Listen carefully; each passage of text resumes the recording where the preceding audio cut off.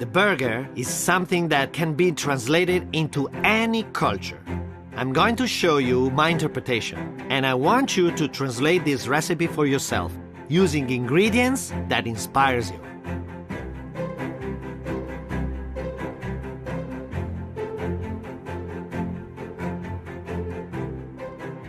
Hey guys, what we are going to make for you today?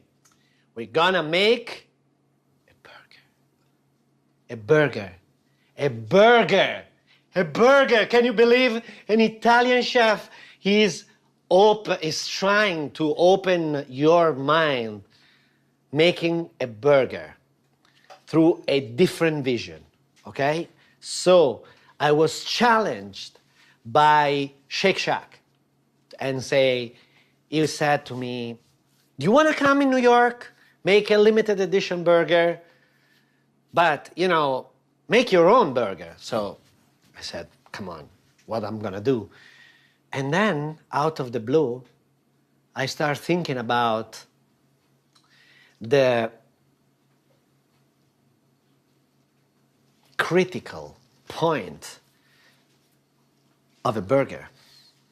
90% of the time, the meat is overcooked and dry. So that's a very, very important point of reflection. My question was, how can I improve the flavor of the meat that most of the time is kind of mild, and this give to the meat a juicy approach? So I said to myself, maybe we should bring the burger to Modena and evolve the burger in Emilia-Romagna. To evolve the burger in Emilia-Romagna, you need to mix the burger with some, how can I say, juiciness, because it's really what the burger needs. There's no better juiciness than the cotechino. It's a ground meat, seasoned with a little bit of pepper, ground pepper, and, cure inside, some skin and sew to close it as a sausage. But the meat is very gelatin, it's kind of needs a very long cooking. So my idea is to rescue that gelatin that comes from the steaming process of cooking a cotechino. To steam the sausage, use a steamer pot. First, you pour in Lambrusco or a light acidic wine from your region. You use this instead of water. It gives all the flavor of terroir where you are. Then you add the sausage, either cotechino, or ask your butcher for a sausage with high gelatin content. You're gonna steam the sausage at a medium heat for approximately 1 hour. When it's finished, you will notice that the wine left at the bottom of the steamer will be cloudy with gelatin and fat. Pour this substance into a narrow, transparent container and place in the fridge for a few hours. You will notice that the fat, gelatin, and liquid will separate from each other. With a spoon, carefully, scoop off the fat and discard it. Then, you scoop out the gelatin, which is what you're gonna keep. The result is pure umami, pure flavor. Then you're gonna mix the gelatin part with the most amazing meat. And you guys, on the other side of the world, you have amazing meat. So you ground the perfect, beautiful, dry-aged beef, grass-fed. And what we're gonna do, we're gonna start making the patty. Then we're gonna mix with the gelatin.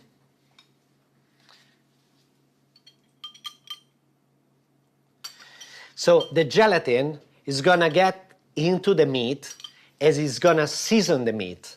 And when you cook it, you cook the burger, is melting inside. And the meat is so juicy that is amazing. And give a twist of where you are. This pure gelatin from the perfect umami of the best pork in the world. Mix it a little bit. And to me, when I eat a burger, I need cheese. Cheeseburger. You are in Emilia-Romagna and you have to use Parmigiano Reggiano. So we put everything inside to create the perfect taste. Smells delicious. Smells delicious. So look at this. Look how beautiful the preparation is. So now we're gonna leave the prep in the refrigerator for 1 hour till the gelatin gets harder and match perfectly with the meat, and also season the meat. These things is open so many doors for you because I brought the burger into Emilia-Romagna and I rebuilt the burger with the flavor that are familiar. So if you think about that, and you are like, you have a Japanese background, think about what you can do through these ingredients and through your ingredients. Maybe you have Kobe beef left over or some, using some miso and soy sauce and bring the burger to Japan. Or if you're Chinese, you can really easily turn everything, all the flavor in the mixture into pork and spices and all your traditional flavor. So you, amateur, passionate person, just try and express yourself and write to me on Instagram or whatever and show me what you can do. Who are you? Show me.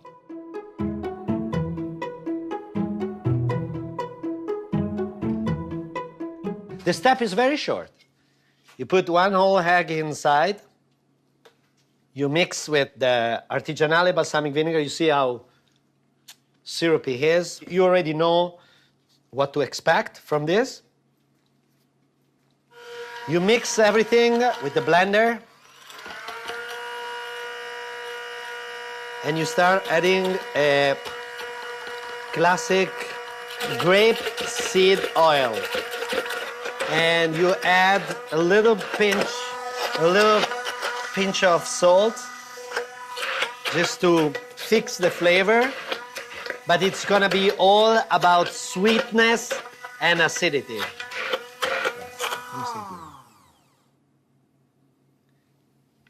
Palate time.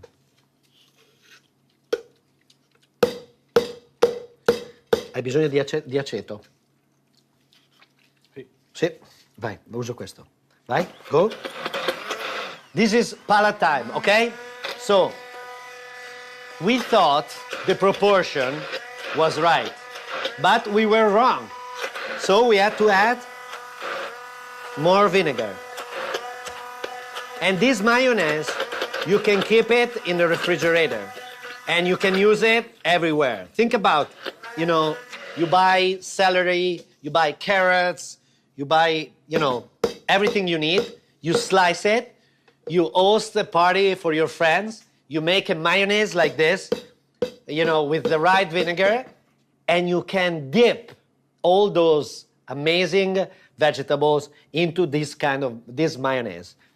This is could be something really, really tasty. Perfetta. Perfect. You see, we thought the proportion was perfect before, but with this oil, but the sweetness, can you feel the sweetness? and the deepness and the egg, you know, all together needs a little bit more balsamic vinegar. And so we add it, and we created the most amazing sauce, you know. It's up to you. It's about your palate. You have to create that, okay? Let's move to the next sauce.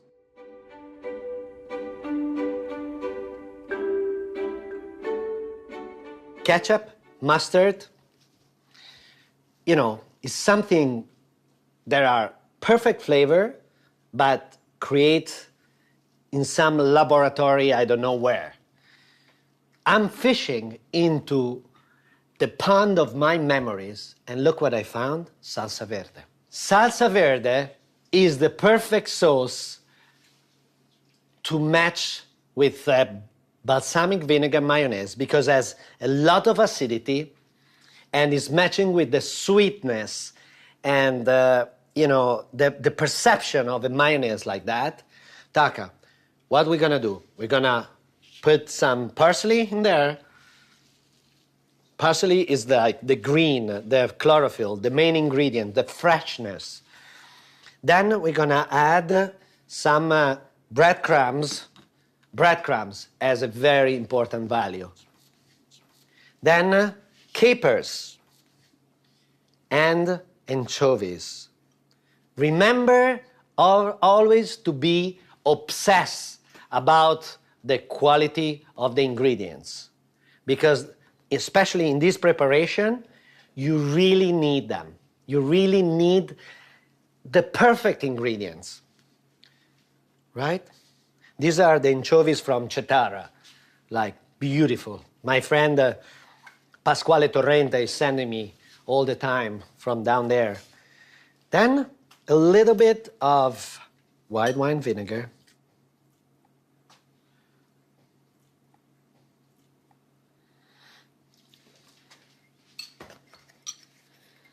And some extra virgin olive oil to mix everything. And we need a little bit of water.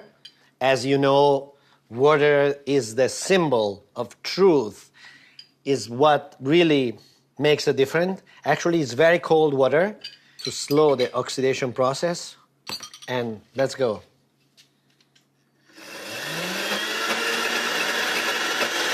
My mom used to make this by hand with her most important knife and was chopping for hours every single element. And, you know, she was saying, you know, you have to put your heart, you have to love what you do, you have to care about your ingredients, and always taste, because you know where to go. Each time, the ingredients is different. And so, you need to always taste for proportion. That's another very important suggestion that I'm sharing with you. You know, taste all the time, because the ingredients are changing.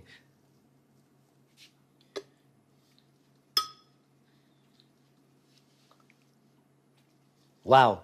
You don't need any salt, because capers and anchovies, they are so incredible, full of flavor.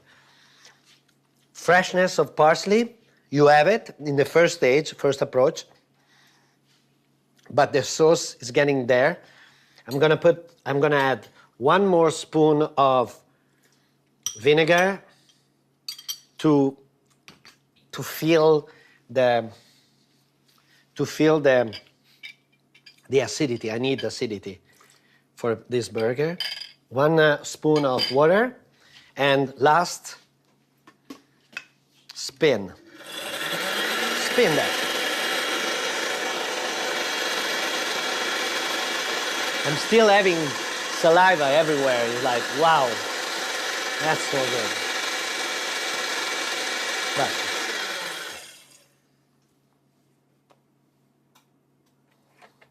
I'm looking for a creamy, firm texture, like this.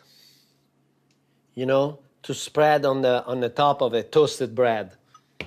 And this is fantastic. And the back taste, you want a full body sauce, but with the back taste that is like acidity, capers, and anchovies. Exactly like this. With the long pinch, the long finish that goes back there. Amazing. Let's start with the burger.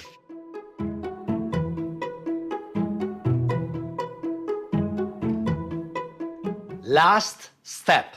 We made the burger. We shape it with the right proportion. You see?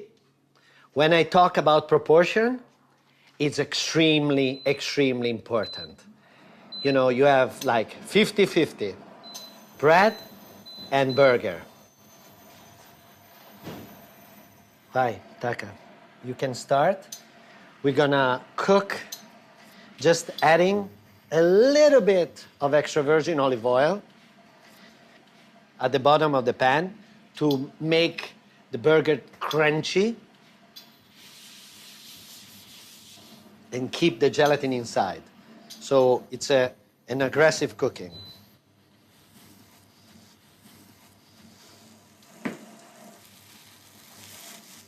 Taka is touching the burger, pressing it to get the crunchiness on the outside to keep all the gelatin inside. So we're gonna do like before we were talking about how Shake Shack challenged me to create this burger that reflects the terroir where I come from, Emilia-Romagna, the old land of slow food. And we create for that event in Madison Park 1,000 burgers. And there was such an incredible line that at 1 o'clock we were sold out. It was one of the best events we did in New York. You see, Taka is rolling the burger in the pan to create a crust on the outside. And we are stealing the preparation that In-N-Out does. I love the way they do and they cook the bun. So they're like cutting the bun in the middle and they are toasting the bun directly into the pan to give just the crunchiness on the inside. So you have a soft bun on the outside and very crunchy on the inside. You see? And this is the way you prepare the bun to be ready. Look how crunchy it is. A beautiful, crunchy burger, 2 amazing sauces that reminds you Emilia-Romagna. So we're gonna add salsa verde at the bottom of the bun.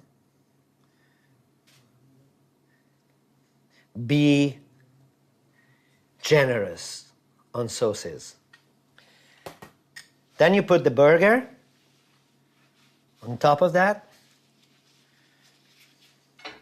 You can feel touching the burger or the gelatin that is melting. And you can smell the flavor that is so intense.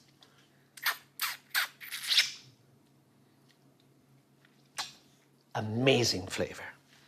And then you finish with a balsamic vinegar mayonnaise on the top.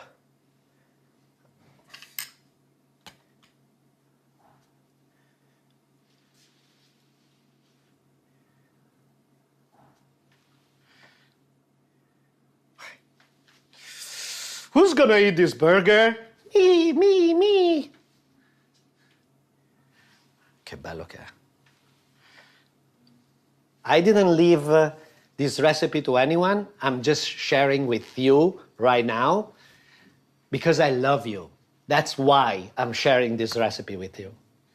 Enjoy this amazing burger and enjoy to experience your own burger.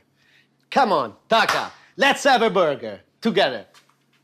Come on. Dai, prendi le mani. No, ragazzi, guardate la proporzione. Just check the proportion. Just check how lucid, like shiny. Posso? Ah. Senti, io metterei ancora salsa al balsamico. Poi mettiamo ancora.